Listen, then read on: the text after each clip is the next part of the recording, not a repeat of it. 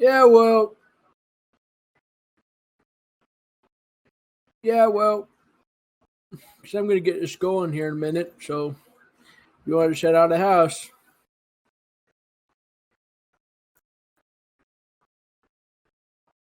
The question is who's going to be running tonight, but we'll see. Once I'm getting in here, so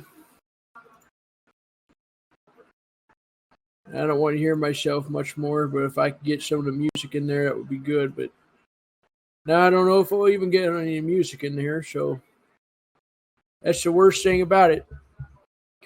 But looks like everybody's getting a little bit late here, late to class here. It's about a minute over time that we're getting at.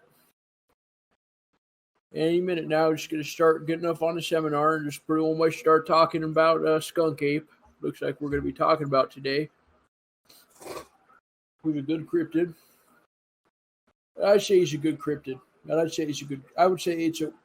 I would say if there's any cryptid you're supposed to start off with, to pretty much start learning about cryptids and whatnot, a skunk ape has got to be up there. He's got to be probably one of the top two or three primate type animals that you'd learn about when you're researching and pretty much trying to figure out the who's and what's of the cryptozoology world.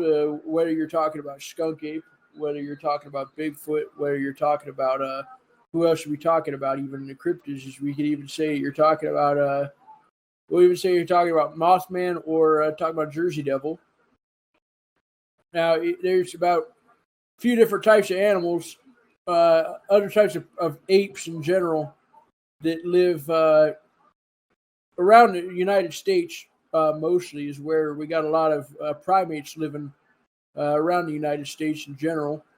You got Bigfoot who lives up in the Pacific Northwest, and I'm sure that a lot of people do know about Bigfoot. And I got to pull up a fact checker right now. So I got to look up different types of Bigfoot. Now, the idea is that there's Sasquatch and there's Bigfoot. And that there's some cryptozoologists don't know if Bigfoot is one type of Sasquatch type of creature, or if Bigfoot in general is one that pretty well much encompasses all the other greater apes of North America. One of them I would consider would have been skunk ape would have been one of those creatures. He's pretty much out. We're gonna get to him in a second, but you got Yowie and you got Yeti, you got Genosqua and you got Yeren, and you got all different types of beast type animals, if you will, beast primate type animals. One of which is the skunk ape. Now, skunk ape is a little bit of a unique case of a type of animal. Where skunk ape, he's got to be close to damn. I'd say that if I'm looking at an animal, I'd say skunk ape's got to be one of the tallest at least. And they even got a picture of them on Wikipedia. If you look up a lot of the animals, what you'll see on Wikipedia is they pretty much call them cryptids, and they say that they're under dispute. Wikipedia's actually got a picture of the damn thing, and you could already tell. A lot like Hard Leon, actually, is an example. You look onto Wikipedia, the first thing you see skunk ape. They got a lowercase ape there too, which is a little bit of something someone used to go in there and fix on Wikipedia. Just going in and changing up skunk ape thing, because all I can see is skunk ape, and that ape's got a lowercase, so it should be SA, which you shorten him for when you're talking about other cryptids and whatnot. You're talking about Bigfoot, you're talking about damn Yowie and whatnot. You capitalize the name of the word. Because they are professional animals, say, such as Hard Leon as an example, you would capitalize HL when you're looking at cryptids. You got to capitalize that name because it gives them legitimacy. Somebody sees you not capitalizing the name like Bigfoot. Someone sees you not capitalizing the name like skunk ape. Makes it look like it's a little bit of a fake animal. And then you have other animals out there, say pretty well much deer, whitetail deer and whatnot. You got a lowercase on their names, all lowercase. You can kind of see what kind of a pathetic little animal they are. And I wouldn't say deer are pathetic. I do like deer a fair amount. I like whitetails. I like blacktails. I like all kinds of deers out there. And actually, my favorite would probably be the fallow deer. I like fallow deer a lot. And I would say that if I ever got a chance to head over to Europe, or I got a chance to head over to the UK, one of the things I would like to do is pretty much head out there and hunt a fallow deer and kill a little one like a type of Bambi type of animal, get it mounted in my house or whatnot. And I think that would be pretty fang personally. You don't really get much of different animals out in the States or sorts. You get a lot of whitetail walking through my property and whatnot. You got a ton of whitetail passing through. You got jackrabbits passing through. What else you got? You got all kinds of animals pretty much heading out back and forth all across the Nevada area. You don't got a lot of fallow deer. Now, one other thing that you don't really got when you're living out here in Tonopah is you don't got the skunk ape. And the reason is it's damn dry out in Tonopah. And if you're from a desert, you're from Texas, if you're from Arizona, if you're from Nevada, New Mexico, doesn't matter where, you're from a drier place, there's a lot less of a chance you're going to walk out and see an animal in a swamp animal such as skunk ape. Now, there is a little bit of a contingency in that my father actually built a pond behind our house years ago, back in the 80s, I think it was, or 70s, late 70s, early 80s, built a pond. And that pond actually just recently dried out. And we had a bit of a swamp ecosystem in Nevada. It was actually one of the most biological anomalies the State Department had ever seen, because I'd have fish and wildlife coming out all the time. You see, we had tang vermin in the pond, a whole family of tang vermin that bred and grew, and I got all tang vermin all in my yard. And seeing as Nevada's a desert, the only place they can go is the pond. They'd get all fucked up off of whatever's in the pond. I know my nephew would spill off gas diesel. The mine's got, I live by a local mine, and we got big trucks coming by, dumping diesel and gasoline off into that pond, pretty much making them mutate and whatnot. And now, so for an example, that's one thing you could do to find an animal like skunk ape if you're not in Florida. Now, the process of that is much more difficult long-term if you're trying to do something like that, which I will say right now, you will never be able to do. You will never be able to make a pond, make a type of ecosystem, say pretty much like a swamp or bayou in a deserted area without having investive species you have to pretty well much keep up yourself. So the skunk ape, the animal, the skunk ape, they call him swamp ape and they call him Florida Bigfoot.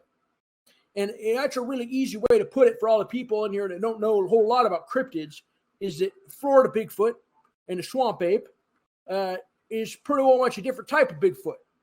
And if you're looking down in the Florida area, you're walking around Florida and you ask some people, hey, you ever seen any Bigfoot out here? They're going to laugh in your face. You're going to look like a moron talking to these people from Florida, because they're going to say, what in Sam hell are you talking about? We don't got Bigfoot down here. All we've got is skunk ape. Now, it's an ape-like creature. So there is some debate that there hasn't been enough sightings between Bigfoot and between skunk ape to discount the fact that they're different. Now, I'd say that there's a pretty good fact that there's different. Now, let me tell you why. Now, the skunk ape's a little bit different than Bigfoot because you can smell them. Now, all the proof of skunk ape comes in the smell of the skunk ape. Now, we're going to get to that smell later on, of what he supposedly pretty much smells like. And let me tell you, I have smelled him, but I never seen him. And there's lots of them down in the Everglades. So you ever find yourself down there? Another thing we got on the show today is I'll teach you how to survive in the Everglades if you're ever stranded down there. Now, he's a cousin of Bigfoot. And there's a lot of attempts to prove that skunk ape has been real. We'll talk about, people's got sightings of them. People's got photographs of them. You look up skunk ape pictures, you'll find pretty much 275 pictures on Google Images of people that see skunk ape. Now, let me tell you something. In my eyes, that makes it a legitimate creature. And I don't care what others say about cryptids. As long as you got a photo of him online, you take a picture of the damn guy, that's all the evidence you need. Here's why. Listen, you got all these people living in cities and living up in New York City and Los Angeles. He's never left the damn city in their entire life. They never spent a night under the stars. They never gone on a hike through woods. You ever see hikes in Los Angeles? The hikes in Los Angeles pretty much have them going up a damn gravel hill all the way up to a dang. They say, well, you're going to walk up to the damn observatory. Now, that's not a hike. A hike to me is you see that desert's 16 miles long, and the only people who gone through there were pilgrims who pretty much went down there with water. They died of dehydration down there, and if you go down there, you'll find not only their bones, but you'll pretty well much retrieve all the stuff they were trying to take across the country. Now, that's a hike to me. That's a hike to me, is going out and seeing nature and seeing what nature has killed and stopped. So when somebody, I forgot where I was going with this analogy, but I'd say that, what was I saying? Oh, the pictures of skunk ape. Pictures of skunk ape is a little bit of a different cases of sorts. Now, you can see a picture of the damn ape, of the damn skunk ape, and what are you going to see if you see a picture of it? You're going to see a damn picture of skunk ape. Now, to me, that's all enough. The only reason that a skunk ape picture should say he's real is so you're telling a little kid, look, I got a picture evidence that there's something that could be out in the swamp. I got a picture of this thing. Don't go out there alone. You and your buddies don't go chasing posies down out in the swamp and whatnot. Don't go rowing your boat too far. Stay away from gators. Stay away from all that. But listen to this. Skunk ape's out there. Skunk ape's real. Skunk ape will rip you in half with his bare hands. Now he's got a deep Josh Allen's got a deep pass. He's not even close to Diggs right there. We got saying about skunk ape is I believe he's real personally, and I think that a lot of people would agree with me. I think there's too many evidence of skunk ape in general to prove that he's not real, because they got audio recordings, they got video recordings of him, they seen footprints of him, and you got scientists, and I say scientists really lightly. I don't think these scientists are really real type of guys. I'd say they're more or less political tools to more or less quell the public's fear, if that's more or less the kind of type of little thing that I would say it's more or less a little bit of a. Have you guys ever heard of a conspiracy? Have you guys ever heard of a conspiracy? Well, you got scientists who got conspiracies against these things like skunk apes, and you got scientists who conspire the fact that skunk ape's not real. You got scientists who are pretty much saying that it's not a real thing. Now, skunk ape, he's a big motherfucker, and I'd say he's not as big as his brothers. His brothers, Bigfoot's a bit taller. I think Bigfoot's been seen up to be 12, 13 feet tall. Now, what you do got is he's about 5 to 7 foot tall. I'll get to the questions in just a second. I'll get you on here. Just hold on. All right. Well, he's out of here. You got 5 to 7 feet tall as a skunk ape. He's about reddish brown type of animal. A little bit of red brown type of hair. And he's a little bit smaller than his brothers, I would say. In my personal opinion, I'd say he's a bit smaller.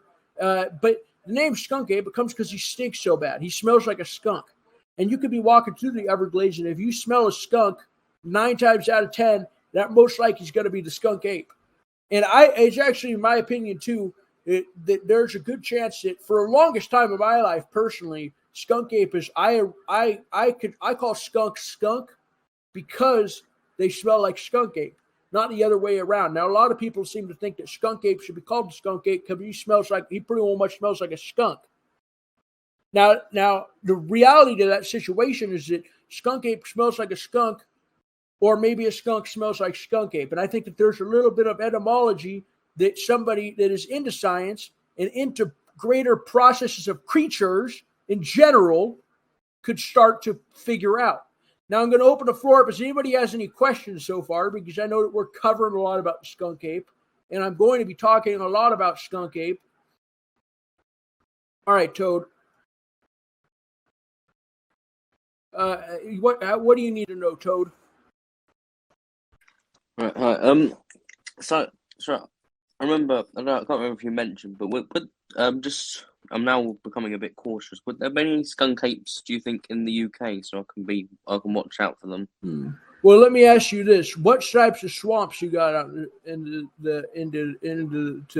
Scotland? You got swamps and whatnot up there? Well, I mean, I've never been to the swamp, I don't think, but I mean, I imagine so. Well, let me ask you a little bit of a better question. You know, Al, have you ever heard of gators? You know, you guys got any gators up there? Yeah. You guys got gators? I think so, probably. The environment that allows a skunk ape to survive and thrive. Stephon Diggs just caught a touchdown pass. The environment that a skunk ape needs to survive is equivalent to that of an alligator.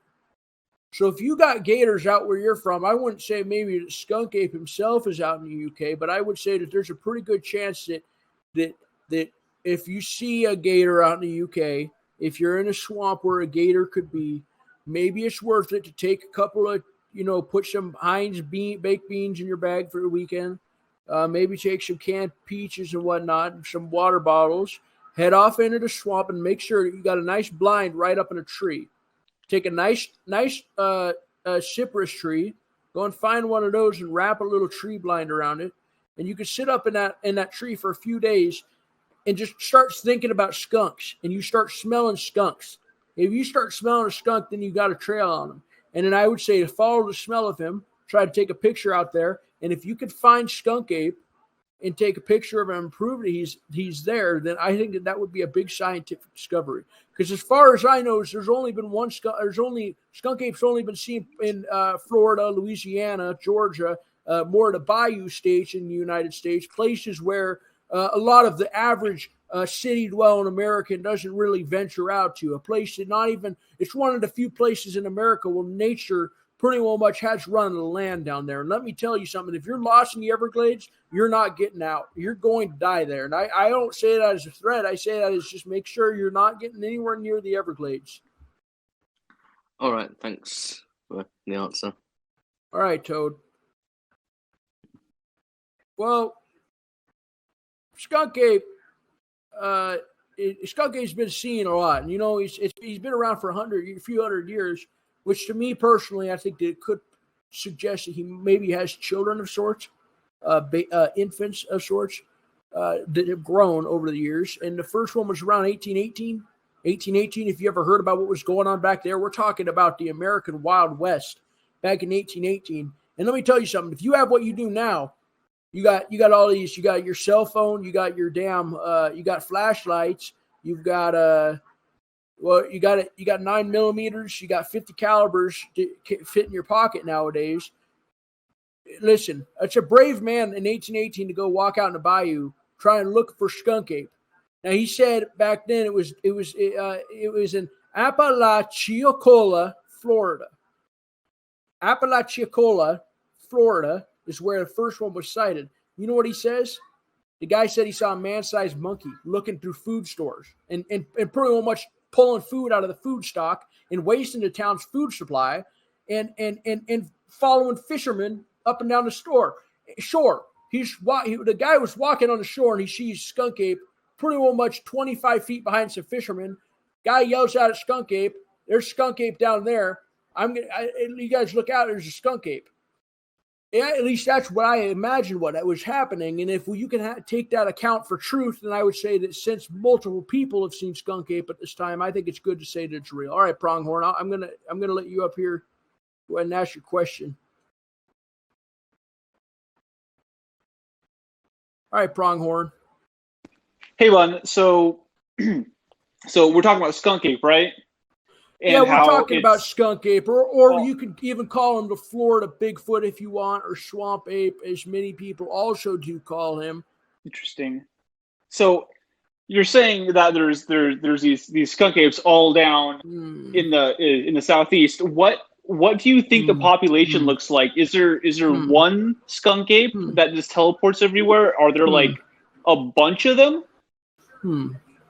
Well, that's a really good question, Pronghorn, because it's something you can't really know too much, especially looking at the size of the Everglades as an example, and how it's been. We haven't really seen too much of the Everglades. They say in real life, we discovered the West, the Wild West. We discovered the space. We discovered what else did we discover? I'm sure we discovered Africa already. Everybody's been up and down Africa a fair amount of times. It's been around longer. Now America. See, our guys came over here a long time ago.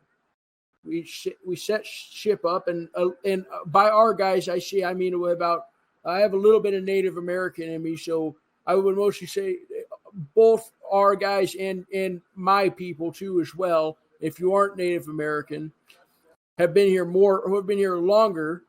But if you want to put it this way, to address the American dynasty that was formed after the United States was formed back in 1818 colonial times. I would just say, long story short, American didn't really give a shit about exploring the Everglades and whatnot. I'd say most of the guys looked at the Everglades pretty much said, "There's nothing we can do right here. Let's build a damn railroad and ship some shit across the country." That's all they were focused on, is getting whatnot across the nation and whatnot, and making money and such. And they see a big swamp. Well, there's not a whole lot of research down there. Now, the Everglades, people are told that's one of the most dangerous places, if not the most dangerous in the entire world.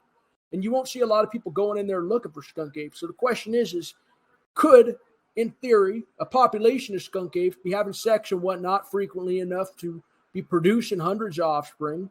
I would say not hundreds, but I'd say that if you take a skunk ape man, a skunk ape woman, they could produce one kid at a time, maybe multiple. But the idea is that if you're a pregnant skunk ape, how's you going to walk around the damn Everglades when you got gators in the water? and you got all kinds of dangers going on. So I'd say that there's a bit of a survival mechanism going on for skunk ape in the Everglades that are pretty much. I would even guess or say, if I could even say something just to pretty much put that out there, I'd say, yeah, there's got to be probably a few skunk ape out there. I'd say not more than maybe, I'd say we're in the hundreds or so. I'd say maybe 300 skunk apes are out there maximum. I'd say no more than 300. Cool. Thank you for answering that question. You're welcome, Pronghorn. All right, Cable. I'll bring you up onto the stage. Let me ask you. You ask me whatever you want to ask me. Not really a question, just a statement. So you mentioned that skunk ape was spotted potentially in Apalachicola, Florida. Apalachicola, yeah. Yeah. That was the first time they ever saw him was up there. That's crazy to me because where I'm from in Florida, that's right. That's my damn neighbor. So that's kind of spooky to know that he could have been lurking while I was living Have there. you ever heard these stories about skunk ape? To be honest, no, I never heard any stories of any sightings of him while I lived there. Well, that's just too disappointing. Yeah, I know. Well, did you live close to the bayou, or were you living more or less in the city? I was somewhere in between. I wasn't quite on the bayou or in the city, so I was probably not the best. Did you ever walk out in the bayou just to go take a walk out there and just walk around and look at the place and whatnot? I have a couple times, but I never myself spotted anything. But you never smelled any skunks? Well, it's possible that I did. I did catch a few odd smells, so it could have been. I would say it's more than likely you were around a skunk ape then. Well, I'll be damned. That's even more spooky. Yeah, it could sneak up on you and you can't even hardly know it. The thing you got to realize about being out in the woods is you look off, all you see is camouflage. Well, they're looking back at you. All they see is a damn hide behind the bushes and whatnot and in the trees and such. And they're going to be back there looking at you like they're ready to pounce and get on top of you because you can't even see them. Nature, sometimes you are the apex predator. Don't forget that. But you always got to be a little bit worried that you don't always know what you're seeing when you're walking around in the woods and whatnot. Yeah, that is true. All right. Well, that's all I had, Bun. Thanks for bringing me on. All right, Cable. All right. So get back to this little bit of history about the damn animal. So the Seminoles pretty much had stories back when they were written stuff. So you don't want to even believe the European white guy because I know that a lot of people are probably like, well, this is odd. How's this guy just pretty much going to say he sees a skunk ape and now we're all just going to believe the damn guy. He sees him chasing fishermen and whatnot and pretty much pulling Kellogg's and whatnot off the shelf. Well, look at this. The Native American legends also include stories of a foul-smelling, physically powerful, and secretive. That's a key word with this, is secretive. Because guess what, ladies and gentlemen? Not all animals are dumb as a deer and are going to walk out in the middle of the damn road like a deer in the headlights when a semi is coming by. Most animals are some of the most secret animals you could ever encounter. And I would even reckon that there's probably some animals out in the desert that we've never even seen before or heard of before because they're just so secretive. Now, let me ask you something. There's 12 little rats that are pretty well much running across the desert, and there's only 12 of them. How are we supposed to find them? You can't expect – scientists want you to believe that they just got a big radar machine pretty well much scoping the area for little animals or whatnot, but they don't know anything that's out there like we do. Now, what I do believe is I do believe in legends, and I do believe that if a story's been passed down for so long, as in Native American legend, as is a skunk ape. Now, there's another Native American legend that you're not supposed to talk about. And I'd say that that's another big case, but if you know what I'm talking about, you know what I'm talking about. And I would say do not mess with these legends because, first of all, likely they do not come from your culture. And there's a lot of juju behind that and other forces that could potentially manipulate you if you talk ill about another culture in this regard, especially in regards to skunk ape, which is why I do not tolerate, not only because I believe in skunk ape, but I do believe that it is an attack on Native American culture to disparage any type of story in their culture that they believe is real, as is skunk ape. So that's my answer. And you can start taking that to Twitter and whatnot and pretty much posting. And whenever somebody starts saying skunk ape's not real or saying Bunyan, you're a jackass for believing in skunk ape. Well, you could say, well, you know what? That's not very accepting of you. That's not very accepting of you.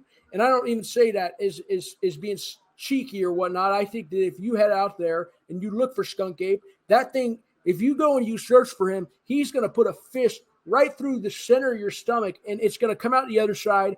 All your organs are going to get displaced. That's how hard he can hit you, and that has been told by eyewitness encounters. You ever look into the Everglades and how many people are missing down there? How many bodies? How many children are down there? How many girls and women and children and boys and men and all that grandparents are missing in the Everglades? They find disembodied bowels there all the time. And sure, you could say it's a damn gator, but who's to say it's not a damn skunk ape? So next time somebody tells me the skunk ape's not real, I'm going to start getting really upset here for multiple different reasons. And part of that is in redemption of the lives lost as a result of skunk ape, or pretty much as a result of being murdered by a cryptozoological animal that we never should have been screwing with in the first place. Now his name translates to furry tall man or hairy giant, and they call him Esti Kapkaki. In the Seminole called him Esti Kapkaki, which is furry tall man or hairy giant. You see where I'm going with this is, look, there's multiple different sources of witnesses on the skunk ape. There's just too much to be true, too much to be false. Excuse me. It's too much to be false. Now, 1929, another sighting came up. Something's going on in a football game. I think they just got a fumble. I think the Bills got a fumble recovery, but gonna have to switch over to a Vikings game here in a minute because this one's looking like it's starting to wind down.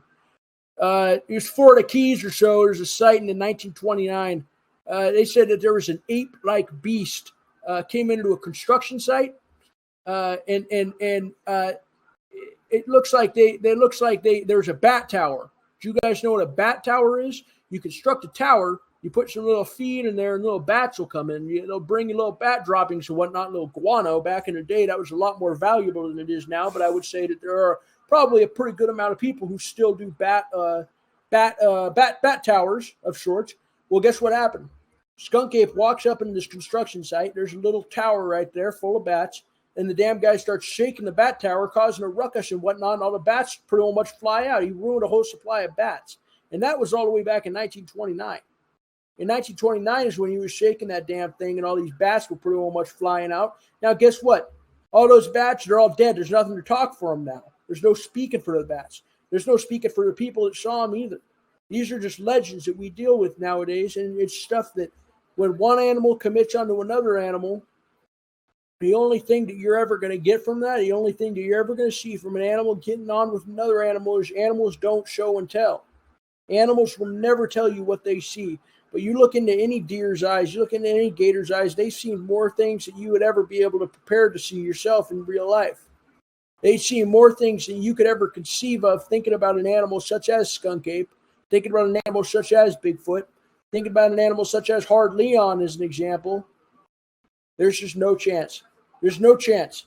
And so if you were to be there and you were to be one of those bats living in a little bat tower, all of a sudden a big hairy guy smells like a skunk comes up, starts shaking the tower, what's the first thing you're going to think? You're not going to think anything of it. You're not going to think a single thing of it because you're a bat and you got nothing else to do in the world. So here's our question. Why are we still expecting animals and whatnot to pretty much give away the secrets to other animals? You got dogs. And dogs are pretty good. I think the humans have done a pretty all right job at taming dogs. I got a Boston Terrier named Skidmark. He's a good little boy. I also got a Bichon Frise named Geronimo. And I got two of those dogs. And those are probably two of the best dogs that I've ever had. I'd say I've had probably close to, must be 12, 13 dogs in my entire life. And I know that Skidmark is an example. When Hard Leon's deep down back on the ridge line, Skidmark does act up a little bit. And that's because we've trained our dog, my dog, Skidmark. I have trained him personally, and dogs in general have been trained to protect their owner against any sight of foul or smelling creature or whatnot, pretty well much any type of creature who dares come across his owner's path and try to hurt him. Now, let me tell you something. Bats aren't the same way. Now, let me tell you something else. Skunk ape sees a bat tower. Skunk ape's prodding along one night, pretty much going through a construction site. Maybe he's hammering. He's picking up some hammers and whatnot and nails, and he's just inking around because, skunk ape, he's not much of a builder, I wouldn't say. He's more of a live on the fruits of the labor and living in the wild type of guy. Now, skunk ape comes across a bunch of caged bats. The first thing skunk ape's going to do, he's so smart, he lets them go. He frees the damn bats, and you know why? Because these apes, they're smart enough to understand that humans are actively using nature against them. And what I mean by that is, as you've seen with dogs, if all it takes is a skunk ape to say, hey, I see man, he's riding a horse. I see man, he's got a little dog by him. He's got a little Boston Terrier by him. Skunk ape sees that Boston Terrier. First thing skunk ape's saying is, well, I can't let more animals be enslaved by humans. And so he lets those bats go. Now, he did that and then he ran off to the woods. There was no benefit for him to do that other than to save the animals. And there's a little bit of evidence of how smart skunk ape is in that regard. And on top of that, more animals such as Bigfoot. We can even throw Bigfoot in as another example. Now, 1942 comes along. Now we're about, say, pretty much 13 years later. Not a whole bunch of time. I'd say 13 years ago, it was about 2009. I'd say I was living with my wife and my stepdaughter, and we were going to Disneyland. That's a good amount of time to change because I'm divorced now, and my stepdaughter doesn't talk to me much anymore.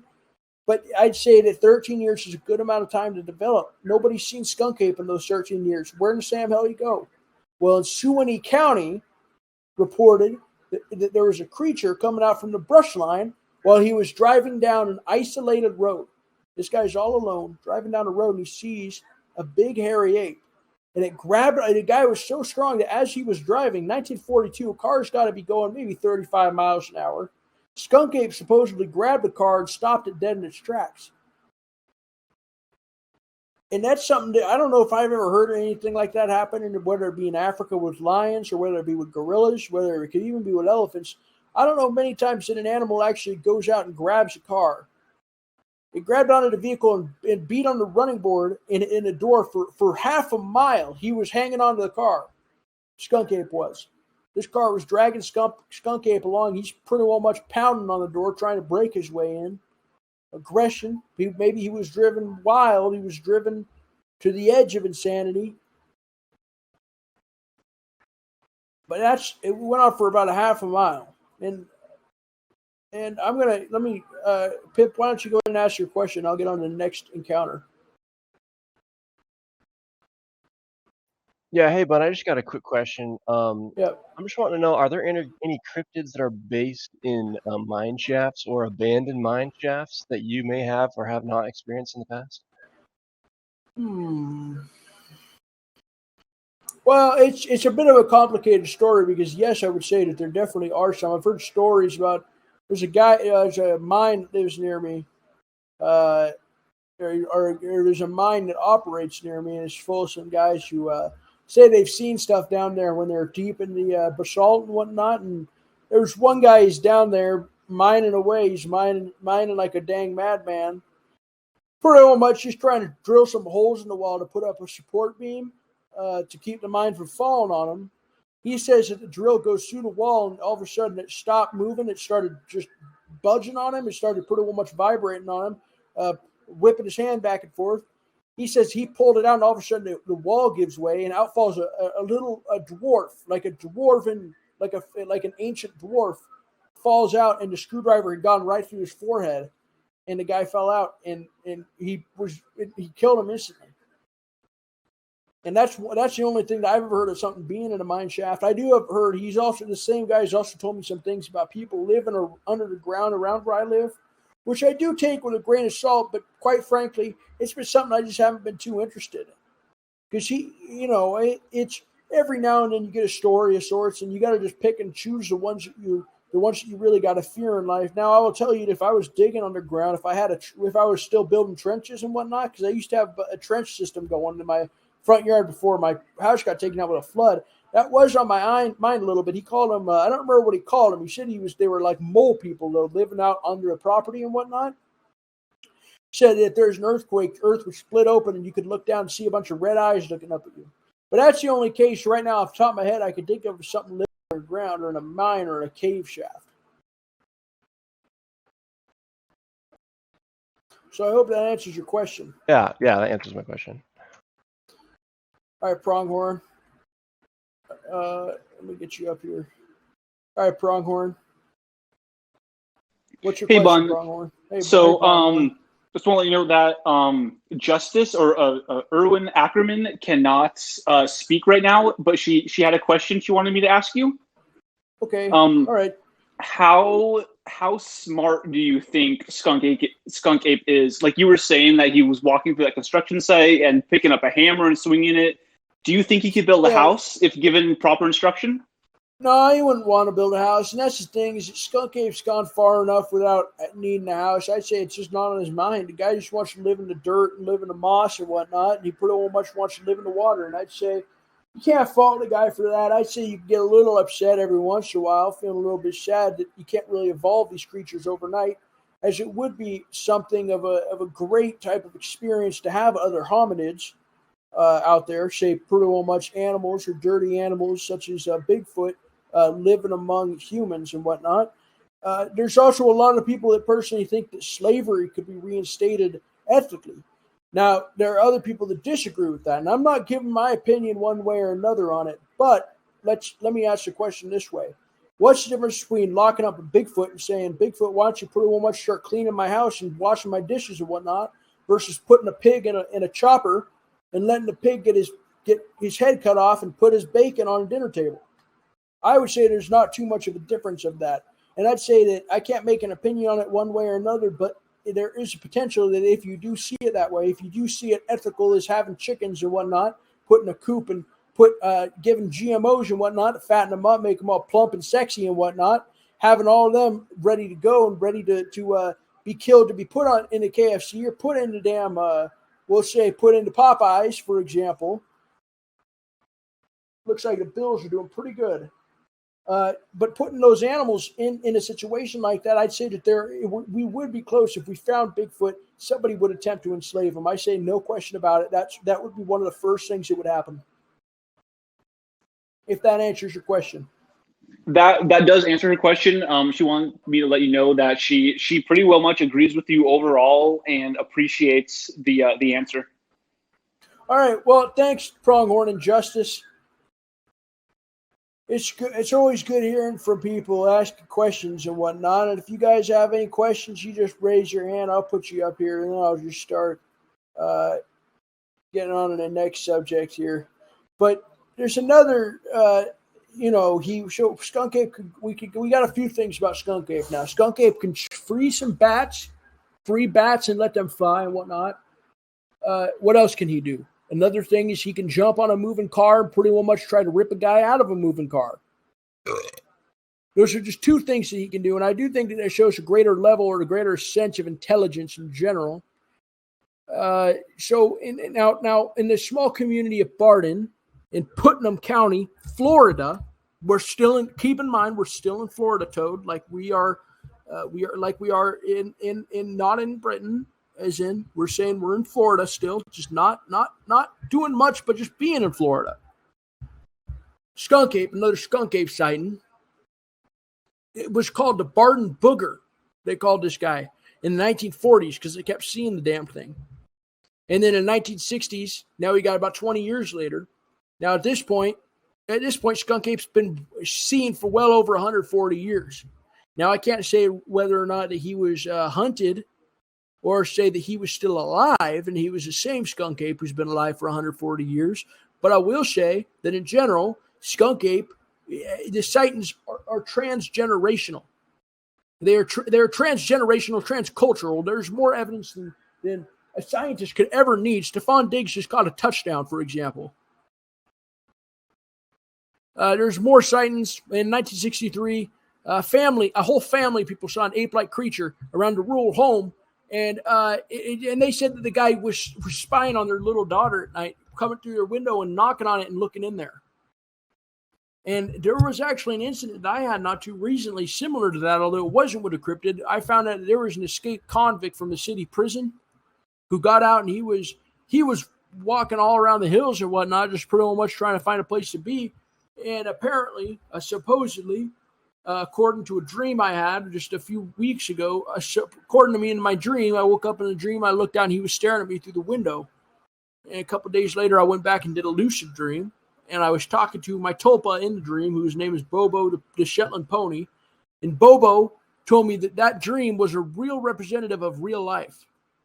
And so I could relate to some people saying that Skunk Ape was looking through their windows, because I get some stuff on me every now and then to get scared or frightened, because I am living in the middle of damn nowhere. There will be some times where some of the miners down the road come over, they walk up to my pretty much walking up to my trailer, and they'll throw rocks at the window at night and whatnot, or they'll throw cans at me and throw cans at the front door and whatnot. And I'll walk out and I'll say, "What the Sam hell are you guys doing? Leave me alone. I'm trying to get some sleep."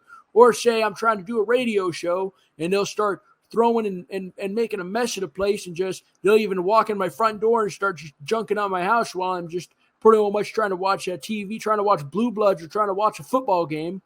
And they'll just cause a ruckus, a general ruckus. A lot of these guys just playing around. They'll drink some stuff out of my fridge, and guess what?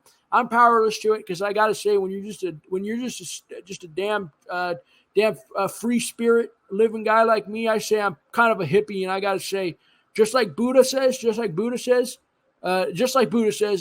say it with me, everyone. Buddha says you can only be upset about too many things. You just got to let the world go with the flow of the water, is what I like to say. Yeah, and they got all kinds of sightings and whatnot.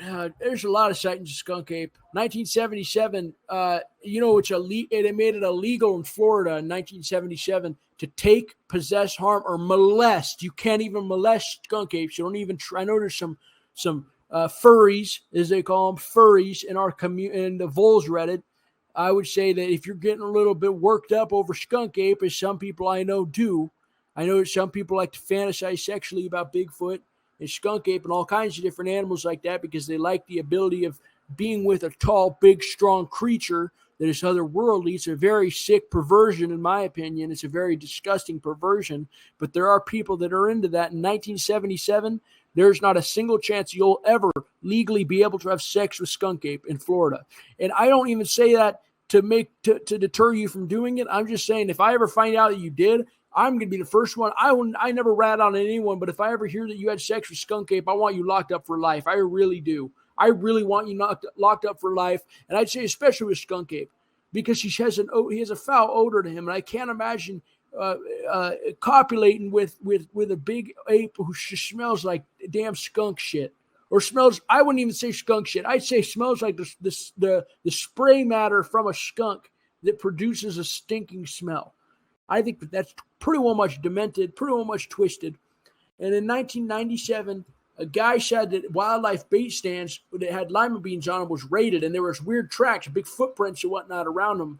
And he said it was all to flooding, because let me be honest with you, he's kind of a little bitch. And I don't like the guy that said that, personally, who found direct evidence and is like a coward, the coward that he is, pretty well much turned on everyone else in the cryptid community and said it was due to the flood. And I don't think I think that if you believe in something, you got to stick up for it. So, Mr. David Shealy, you are a coward. And I'm not afraid to call you out on that. And if you're still alive right now, I would be willing to debate you on my next radio show in an effort to reclaim that piece of evidence that you personally,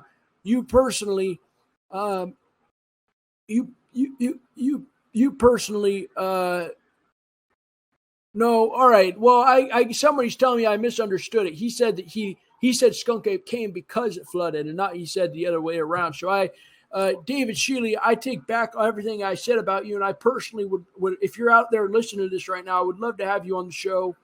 I understand, and let me repeat to the audience, David Shealy believes that skunk ape ate the lima beans that he had put out. He put little lima beans out like little Christmas treats for Santa. Put little lima beans out for the skunk ape. He believes that because it was flood. You know what, David Shealy, I don't care. I got to get on with this thing, and I just don't want to figure this out. Now, there's an explanation for skunk ape.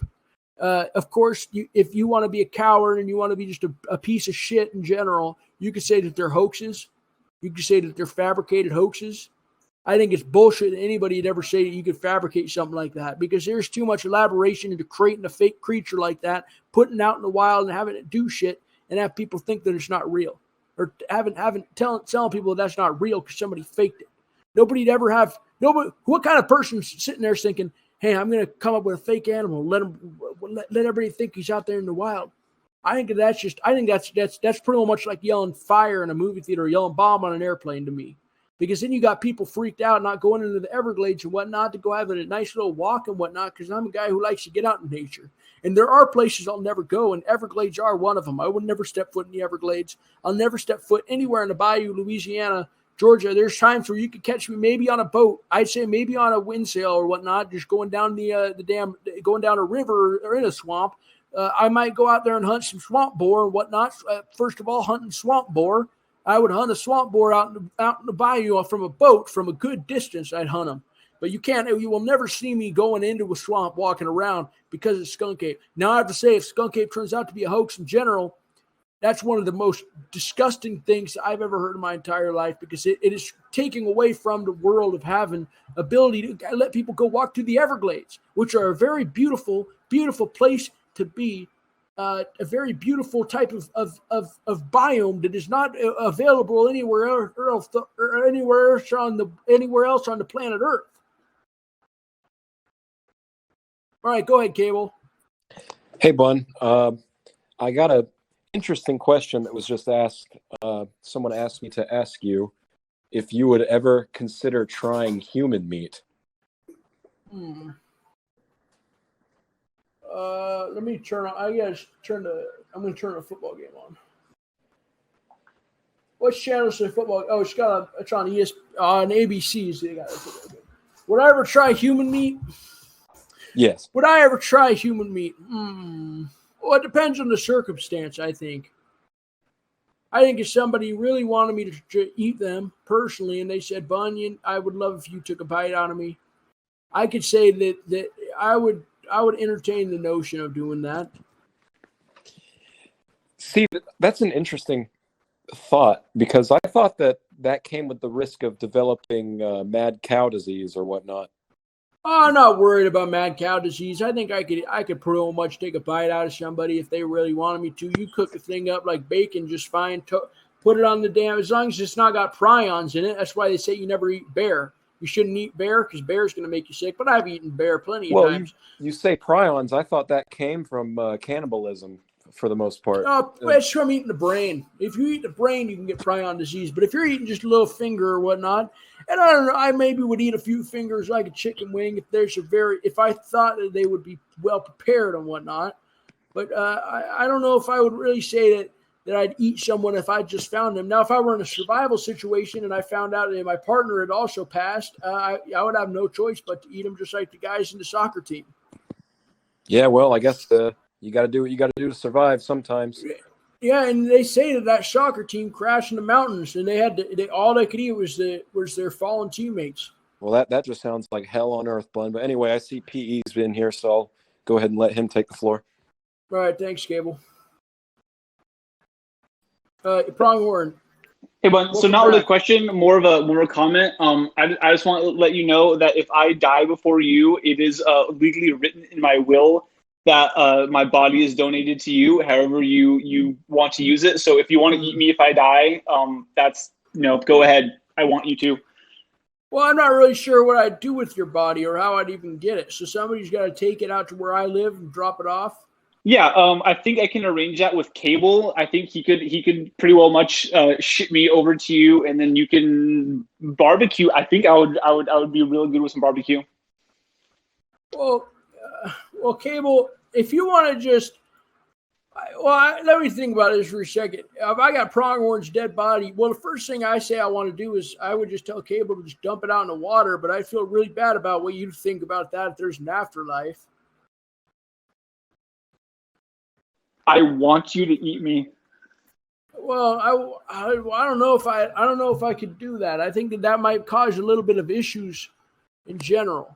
Sorry, Bon. I saw you invited me, and I tried to tap another button, and the decline button popped up right above it. So anyway, what is this about? You're going to take Pronghorn's dead body to my house?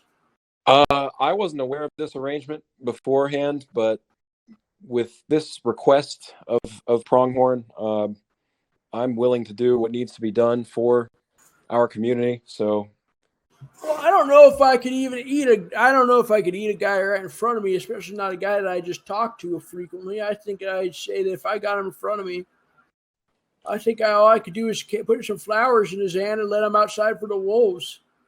well, okay. That is okay with me too. Tell you what. Here's what we'll do then. If and God forbid, I don't want this to happen, but if his demise does come, what I will do with this new responsibility I've been handed is I will go ahead and take his body up to you, and you and I will have a little ceremony for him. That's a good idea. You know what other idea I like? I like putting them on a stick and putting them up on a ridge and seeing Hard Leon takes little bites out of them. Well, that could work too. I mean, at least then his body will be providing nourishment for another creature. I would also be honored to be eaten by Hard Leon. Okay, Well, it's settled then. We set up a little. We'll set up a little trail cam. Would you be okay with us posting that on the internet so people could watch that? I mean, I'd be offended if you didn't. All right, so that's what we'll do. I'm sure there's a website that would allow that of some sort, especially if he's agreed to it. All right, well, PE, do your best to try not to die, but if you do, then that's what we're going to go ahead and do, all right? Well, I can't get in legal trouble for that, right? Will I go to jail for that? I hereby tell any law of the U.S. that I, Pronghorn enthusiast, wish to be consumed by either Bunyan H. Butler or Hard Leon in the case of my demise. I think it's legal now. One thing we could do is we could just set up a body double, have it sent home to your family and whatnot, and they're not all suspicious about it, and Cable could take the real one down to me, and I guess we could start putting them out there for Hard Leon feed and whatnot. Even better, we should put them in the freezer, and we could take little parts of them, and then we could go make another video out of it and have Skunk Ape take a bite out of them. Oh, I don't know about that one, Bun. That's kind of scary. I mean, if we're going to be that close to Skunk Ape, he might get us too. We'll put a trail cam out there, and we'll just set back, and we'll go in a little hunting blind, and we'll see, because cryptids do got a taste of human meat. I think, as far as the most part, they do. In fact, to tell you the truth, I think that this Hard Leon idea is kind of scary as well. Because if we're up there, he won't hurt us. Are you sure about that? He won't. He'd probably, as long as we do it during the daytime, we let him up there. Hardly, I would say, though, I've known over the last little bit, Hard Leon is a bit of a coward. I would say he's a bit of a little pussy. He's not too much of someone who's a very scary type of cryptid. I'd say he's more or less one that flees like just a little weasel type of cryptid. I don't really like him as much personally because he did chase me that one time, but I'd say he saw me as a wounded creature. Yeah, because I had a broken leg back when he chased me. That's right. I remember you saying you're really only a target if you appear wounded. That's right. And so I think that this plan could end up working out. I think Pronghorn. I think if you want to go through this, I'd definitely consider it. Now, here's the problem: is I'm definitely going to die before you do. So, now I would say to you guys, vice versa. I die, you go put my body out there for Hard Leon. That's more than good for me. Actually, in fact, go ahead and do my plan and just cut me up and feed me all the cryptids in the country. In my honor, I want to be a part of them the rest of my life. And hey, Bun, sorry to interrupt, but I just got an update from Justice, aka Erwin Ackerman here, that they will be the judge and ensure that we get no charges for doing this, no criminal charges. So this is officially legal. It looks like so the Eagles are up 24-7 now at halftime. All right. Well, let me wrap up on Skunk Ape. Thank you guys. I'll if you guys got any questions at the end, I'll move you back up into the talk area. But I just want to finish up on Skunk Ape a little bit because there are theories of people saying Skunk Ape's fake, aside from hoaxes. That say, okay, maybe your eyesight might not be as good as you thought it was in general. Now, I would say that that's kind of a little crap to me personally. I don't think that's a good explanation hardly at all. They say that it could be an American black bear suffering from mange. Now, here's my counterpoint. How in the Sam hell is a black bear going to jump up on a car, start pounding on the window, pulling the guy out, and throwing him on the ground? That's not going to happen if it's skunk ape, unless it's skunk ape. If you're skunk ape, that's the only type of way you're going to get into a car like that and pretty much throwing a guy on the ground for.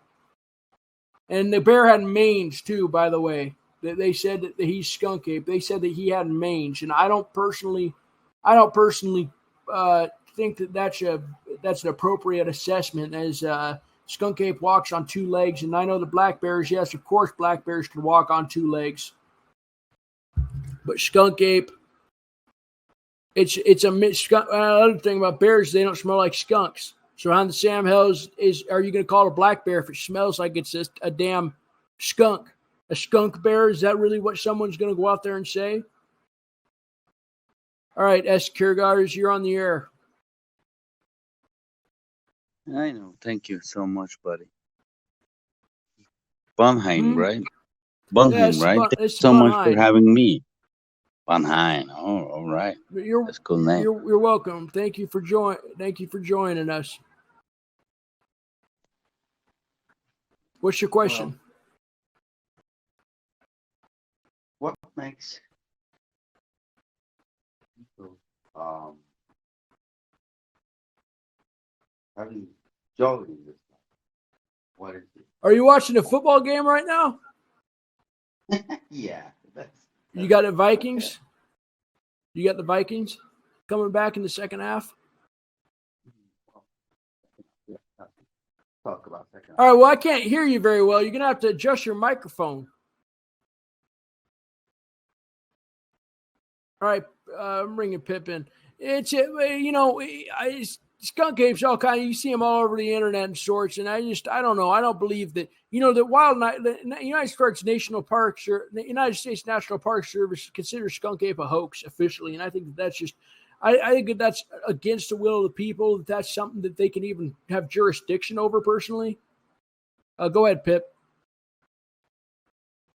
Yeah, hey, Bun. My question today, it's not really so much about cryptids, but I just want your take on who is the best quarterback in the National Football League.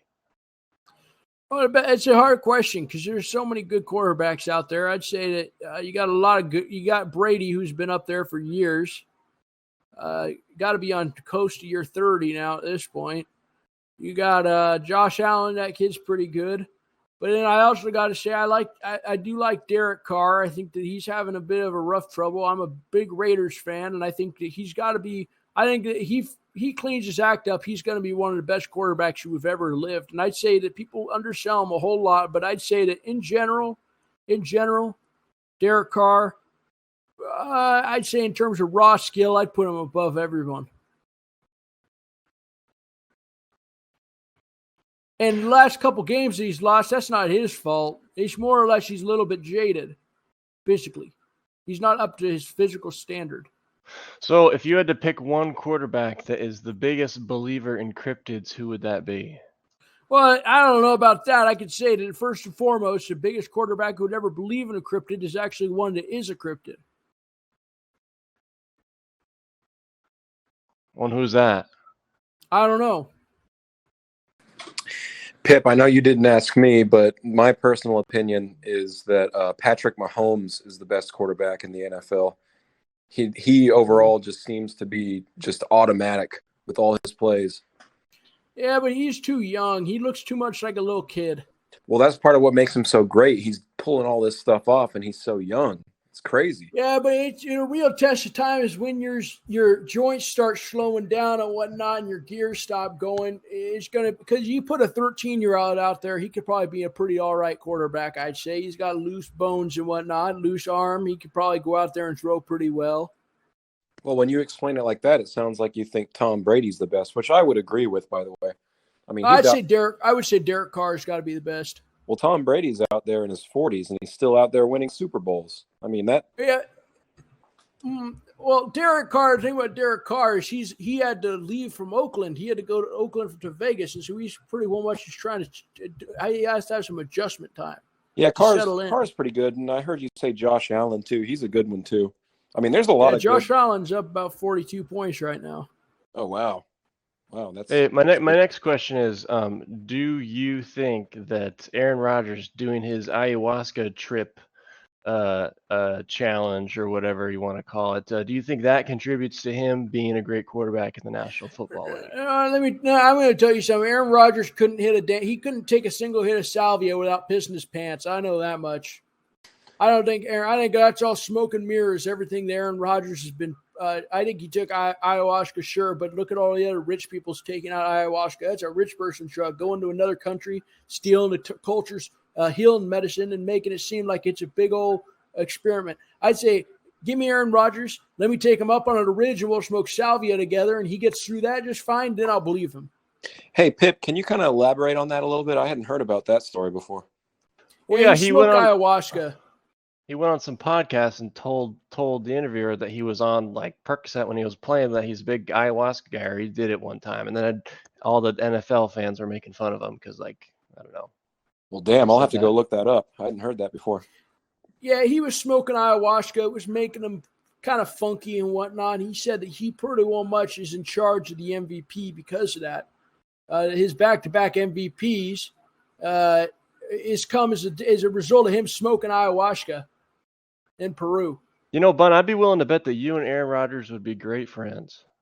No, I wouldn't get along with him too well. You know why? Here's the reason why. He just always just looks like he just got nothing good. The guy's got nothing good going on for him. And I'd say he's more or less, if he could smoke a hit of DMT, if I see him doing that, and maybe I'll change my mind a little bit. But only things I know about Aaron Rodgers is this. Number one, he's been out there throwing footballs for years. Number two, he's done ayahuasca. Number three, that's pretty well much all I can think about him right now. And that's all I know is he's not my quarterback. He'll never be my quarterback. And now Derek Carr is throwing Devontae Adams. And I'd say in general, that's pretty well much him cuckolding Aaron Rodgers, which makes him a little bit better. Okay, well, on the other end of the spectrum, who would you say is the quarterback that is most least likely to be a cryptid believer?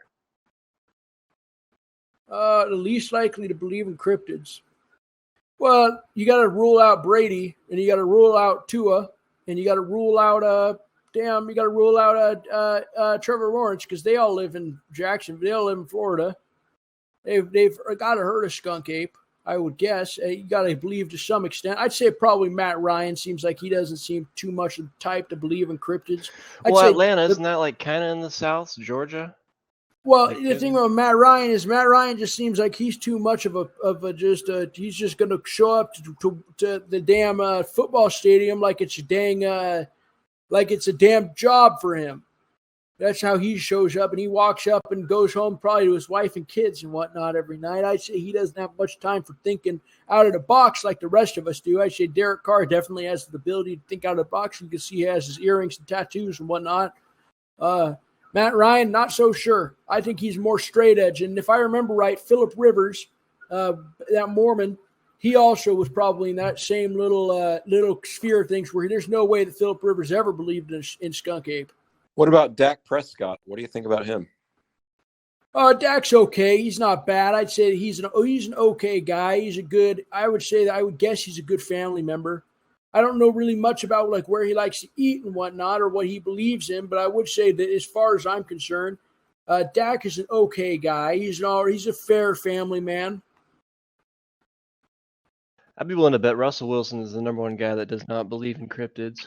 Well, you know what? I would agree with that completely. I think that Russell Wilson, there's no way. Well, he believes too much in God, and there's anything wrong with that. I am a child of God. I'm a believer in God and Christianity. But I would say that Russell Wilson does have a little. You could tell that Russell Wilson's probably never even had a little bit of smoked a little bit of weed. You could tell. Okay, little segue on that. Okay, so are there any cryptids in the Bible? Yeah, there's a few. I think that the Bible messages or talks about Loch Ness a couple times. Yeah, there definitely is. None come to mind right now, but they definitely mention a few beasts in there. I think the Bible's talked about Loch Ness. The Bible's talked about I don't know if the Bible's ever talked about what are some good European cryptids? Has anybody got any good European cryptids? I'm sure those are in the Bible. I know that the Bible talks about they talk more about myths and cryptids. Isn't Beowulf a cryptid? No, Beowulf isn't too much of a cryptid. He's more of a legendary Norse figure of sorts. I'd say that he's more or less a guy in history. That's what my personal opinion about Beowulf is, anyways. What's the Disneyland ride where you go up in the mountain and there's that big white guy that like scares you and screams really loud on the Matterhorn? That's the Yeti, I think, right? Oh, so that's like the Switzerland Bigfoot, right? You're talking about a ride at Disneyland with the white kids in it? That's Small World. No, on the mountain of the Matterhorn. Yeah, they have like a snowy ride, and at the top they have the Yeti up there. I don't like messing with the mountain ride. I don't ever. Whenever Maddie and her mom and I would go there, we'd never mess with the mountain ride. I always looked at that and said that thing looks just too high up. I don't worry about that thing pretty much getting hit by a plane or something. Is Thunder Mountain Railroad kind of like your hometown? Like when you ride that ride, are you kind of like, is that your backyard? No, I'd say my backyard is more or less like, if you ever heard of something called, you ever heard of Tonopah? Because I'd say it's more or less, I'd say that my hometown's more or less like Tonopah, Nevada, more than anything. I'd say that if as a good example, if you want a Disneyland comparison to what my house looks like, more or less, I'd say you walk into the back of you walk into the kitchens in a donut shop, kind of reminds me of the kitchen at the local bar we have in town. I thought your hometown was Tonopah, Nevada. Yeah, it is Tonopah. So it's not like it. It is it. Well, the closest thing to Tonopah, I'd say, is probably it's either. Well, it could be. Yeah, I'd say, okay. Well, if you ever heard of Goldfield, Nevada, I'd say it's a lot like Goldfield. I have never once in my life heard of Goldfield, Nevada. Well, Goldfield's he's the town south of Tonopah, if you know where about that. Was there like a movie made in Tonopah, or like what cultural significance would Tonopah have? Like, have I seen it before? Like watching TV or whatever? Well, if you ever heard of the Clown Motel, which we got a big motel in town that's got clowns and whatnot in it. Never been there myself, and quite frankly, I don't give a shit. I think that's a tourist trap. But that's a clown motel. That's probably the biggest thing we got. I'd say there's hunting grounds and whatnot. I'd say that another big thing, of course, is Hard Leon. And I'd say that there's a lot of activity online about Tonopah with Hard Leon. And I think that as days go by, cryptid discovery and learning about Hard Leon is what's going to, more or less, I would say, what's going to bring Tonopah, put them on the map.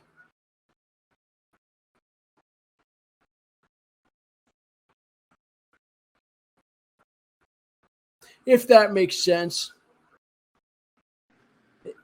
Maybe you'll put Tonopah on the map. Yeah, I'd say that there's a good chance that I put the thing on the map. But here's the question: is they're going to those people? They're going to run me out of town before I can even wink even half my eye. They're going to be running me out of town. Why is that? Well, I just do nothing but trouble, as all the people say. I got grocery store clerks and whatnot saying this guy's just nothing but trouble. Can't even get banned from the local grocery store because that's all we got out in Tonopah for food other than the gas station. So they can't ban me from there because how in the Sam hell is the other way I'm going to eat. So that's what I say. How far is Tonopah from Las Vegas? That's a 2-hour drive. I can usually, if I speed on the road, I can get there in 2.5 hours. Oh, that's not too bad. Are you a big gambler? You like to hit the machines? You like hit that button? Hit the button real good? Yeah, I like the wild buffalo slots are real fun. I'm a big gambler. I like to throw some dollars down. I think what I like to do is I like to waste a lot of money gambling. I love to go to the store with about $300 in my pocket, or the gambling store or the casino with about $300 in my pocket. You like to waste your money. Yeah, I like to do that. Actually, a lot of times when I get my Redbubble payments, what I'll do is I'll immediately take it and go down to Vegas, and I'll just throw it all away. And one time I had about $600 in my pocket. Went down and played one hand of blackjack, and I said, Well, shit, if I get a good hand right here, I double my payment, put $300 down, got a damn 4 and a 6, and I doubled down on it. Guess what? Guess what I got hit with? I got a 3. They put a 3 down next. Now that pushed me at 13. And I'm sitting there and I'm saying, what the Sam hell's going on with this? And the dealer, well, she pretty much hits, I think she stands at 17. And that was the end of that for me.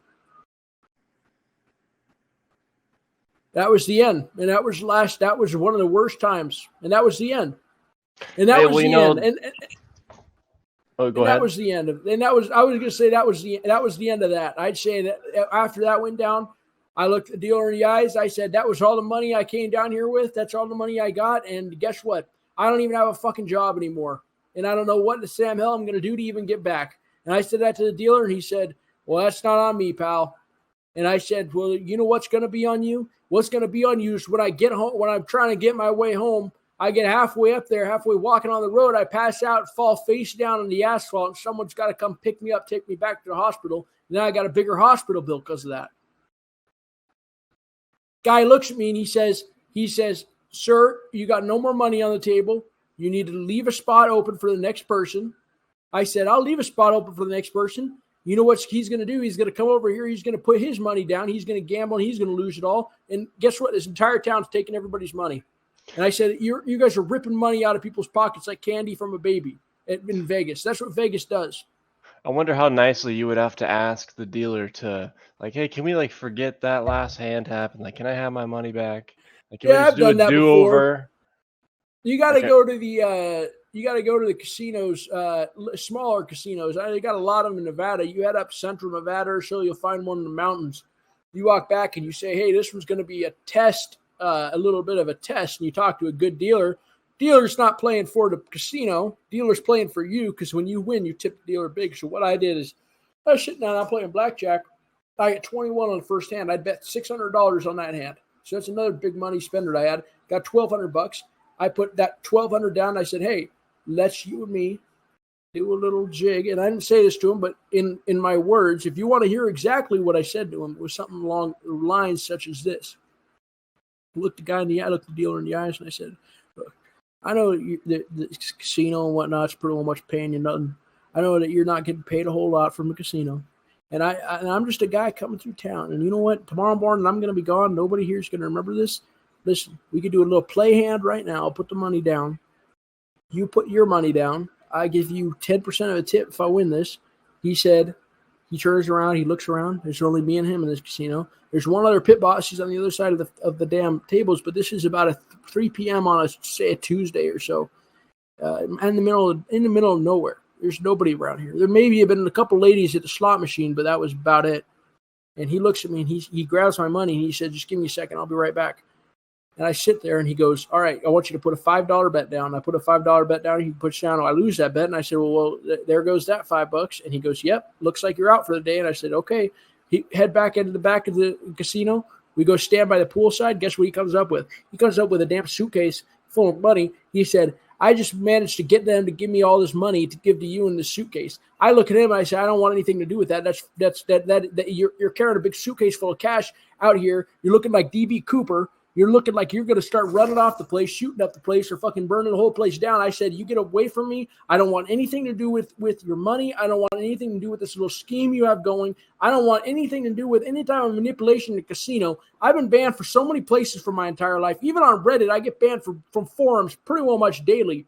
And I looked at this guy and I said, you got to be crazy if you think I'm running off with you in some little love affair with a big suitcase, him and me going off in a motel and having sex for 6 months or so on the air till 6 months or so. And he even says around 6 months on the road, him and me having sex and whatnot off of this money and pretty well much wasting all the dollars that we do have. And he tells me, fine, if you're not going to say anything, guess what he said?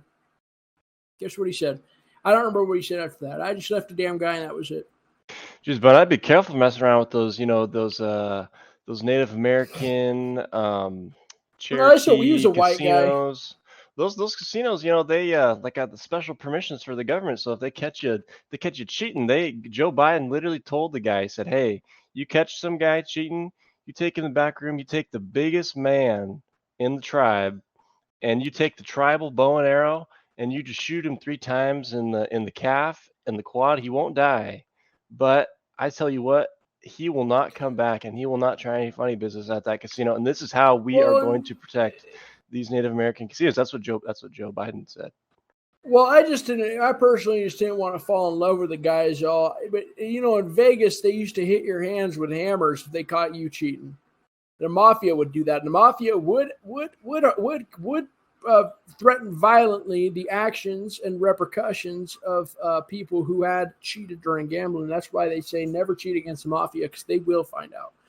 And I don't know how much it is with tribal casinos, because I never cheated there, because I do have respect for the native cultures and their ability to make money off of white men coming in and pretty well much spending their money away. I think that in the end, it's a good I gotcha type of thing. So whenever I am in a tribal casino, of course I'm gonna play by the rules.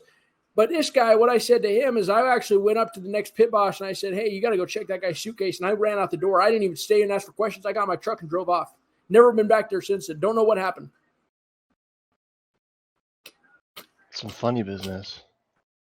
It was some funny business. And let me tell you, I don't care if I made the deal with the guy to start out with. I don't care if I told him, "Hey, let's start stealing some money." I just wanted a couple $20, $40 or so. He came out there with what looked like the entire bank in that suitcase.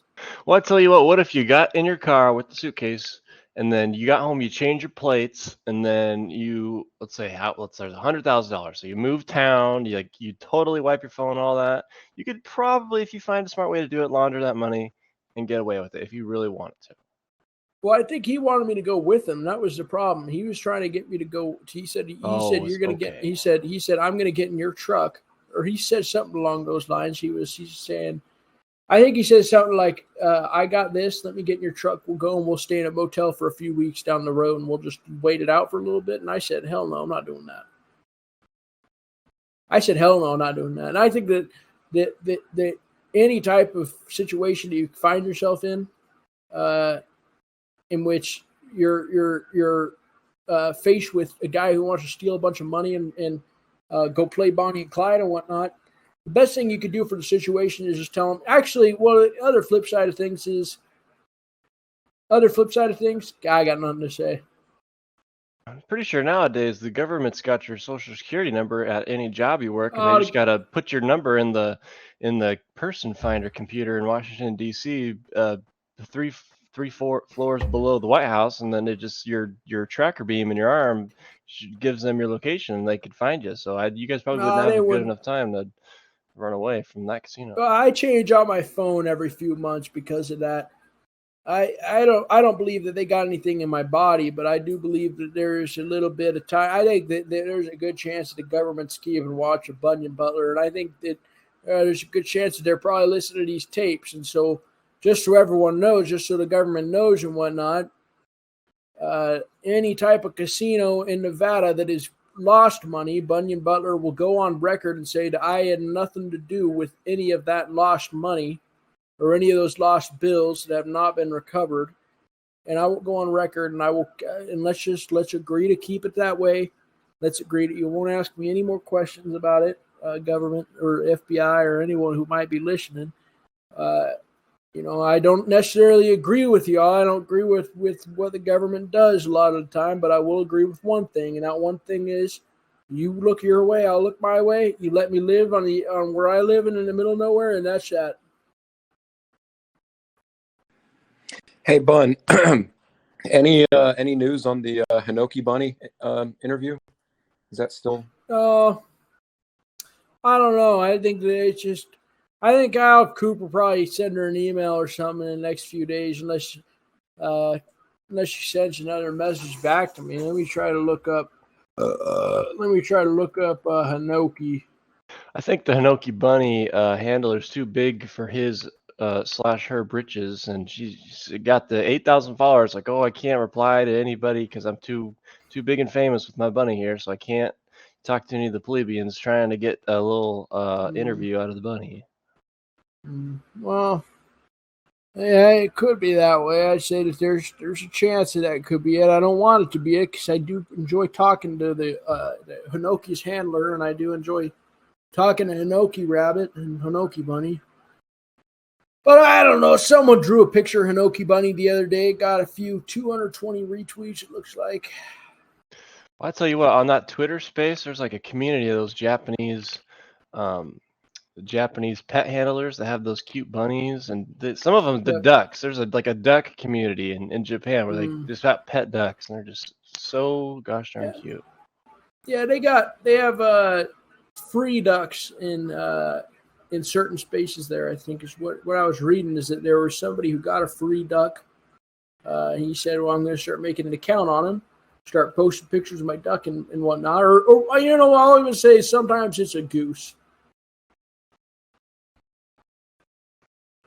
Well, I'm going to start wrapping this shit up. I got to go. I got to get going tonight. I just got too much to do. But I think I'm going to try to be on here tomorrow night again, and Wednesday night as well.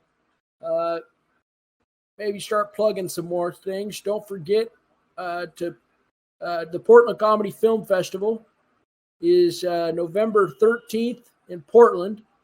I know that there's a pretty good set amount of fans who said that they're going to be there. I will be there in person. You will be able to meet Bunyan Butler November 13th and 12th at the Portland Comedy Film Festival. And if you want to come out and meet me, just let me know you're coming, and I'll post some more about it. And I'll see you there at the Portland Comedy Film Festival, November 13th. All right, everyone. Good night.